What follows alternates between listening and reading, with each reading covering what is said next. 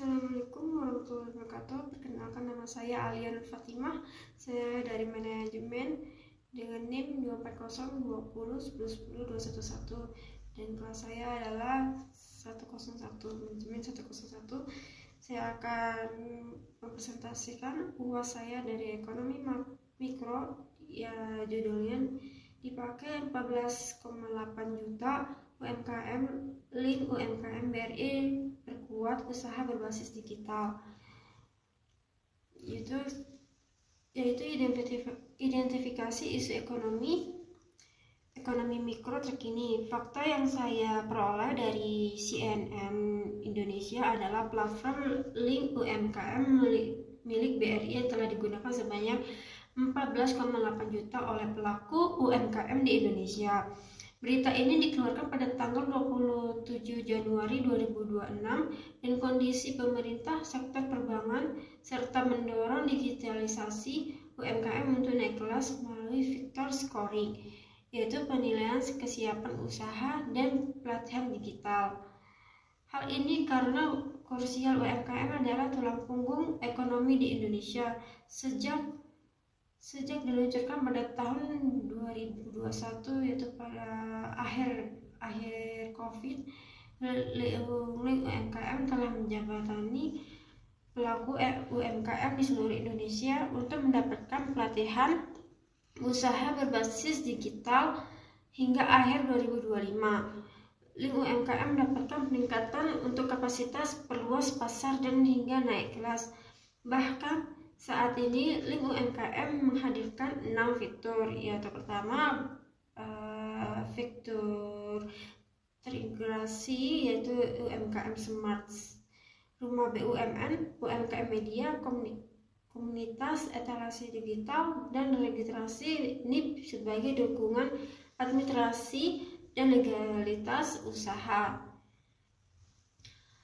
Apa saja sih analisis konsep ekonomi mikro? Yaitu teori produksi dan biaya.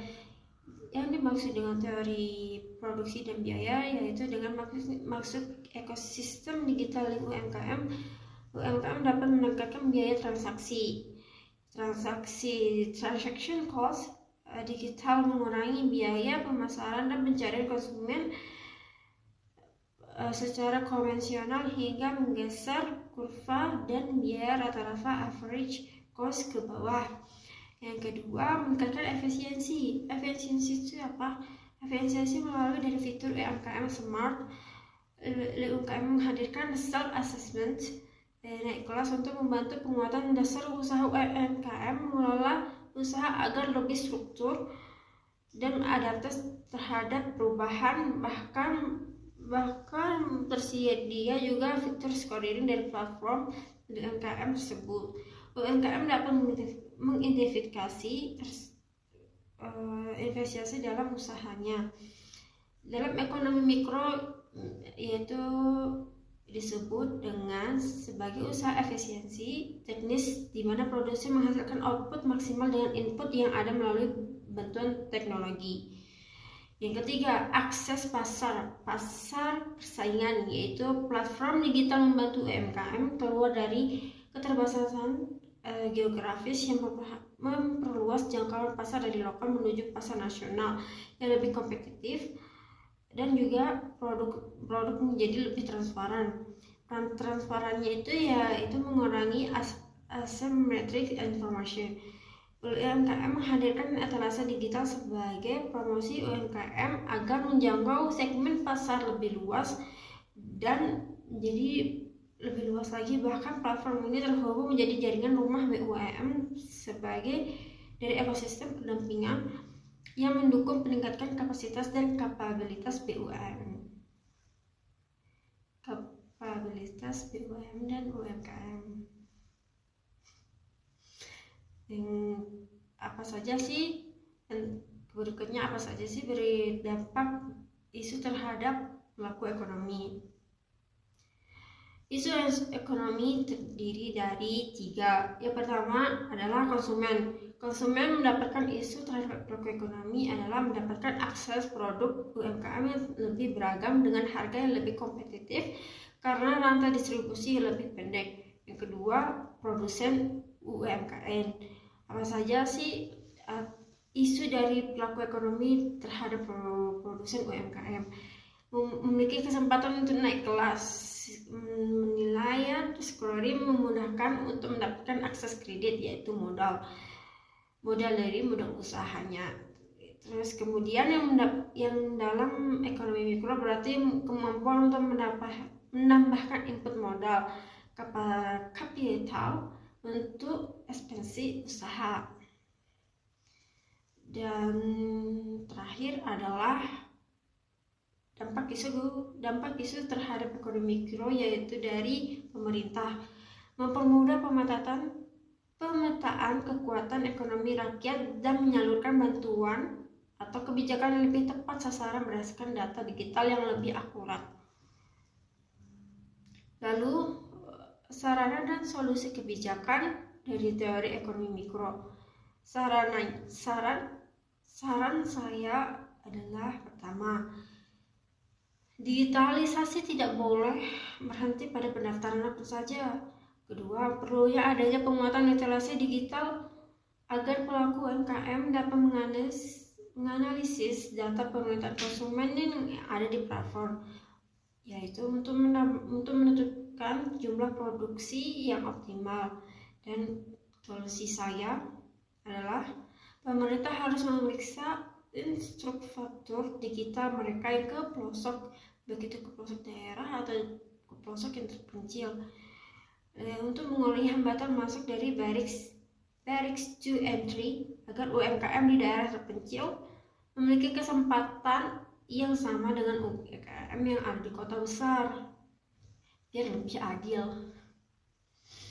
Lalu Direktur Mikro BRI Ahmad Purwakajaya menyampaikan bahwa link UMKM dirancang untuk menjawab kebutuhan pelaku usaha dalam mengakses informasi pasar, sekaligus meningkatkan kemampuan administrasi dan pengolahan usaha agar berkelanjutan. Platform ini didesain agar pelaku UMKM dapat memperoleh pelajaran yang sesuai dengan tahapan dan kebutuhan bisnisnya masing-masing. Dan UMKM membuka kesempatan bagi siapa pelaku usaha untuk mengikuti pelatihan yang berkualitas dan relevan dengan kebutuhan bisnis, yang mulai penguatan dasar usaha hingga meningkatkan kapasitas untuk naik kelas.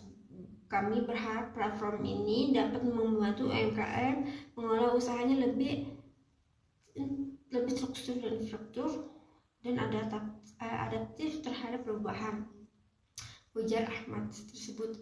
Lalu ada fitur UMKM Smart dan yang UMKM menghadirkan self-assessment naik kelas, membantu pelaku usaha mengenali kapasitas bisnis melalui sistem scoring digital.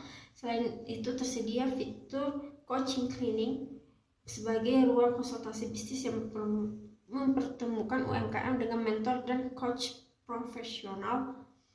Lalu berdasarkan hasil penelitian tersebut, UMKM akan memperoleh rekomendasi pelatihan sesuai kelas usahanya, mulai dari UMKM tradisional, berkembang maupun modern. Saat ini tersedia dari 690 modul pembelajaran untuk memperkuat soft skill dan hard skill pelaku usaha.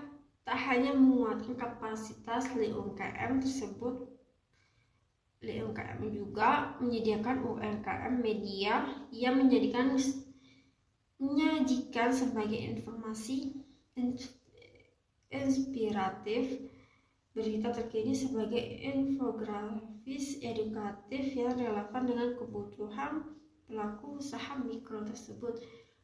Baik, sekian dari saya atas presentasi dari ekonomi mikro, itu judul dengan dipakai 14,8 juta UMKM BRI memperkuat usaha berbasis digital. Kita bisa lihat berapa pentingnya UMKM di masa sekarang agar bisa menaikkan ekonomi kehidupan masing-masing. Sekian dari saya, Alia Nur Fatimah dengan NIM 240 20 10 10 dari manajemen 101 mengundurkan diri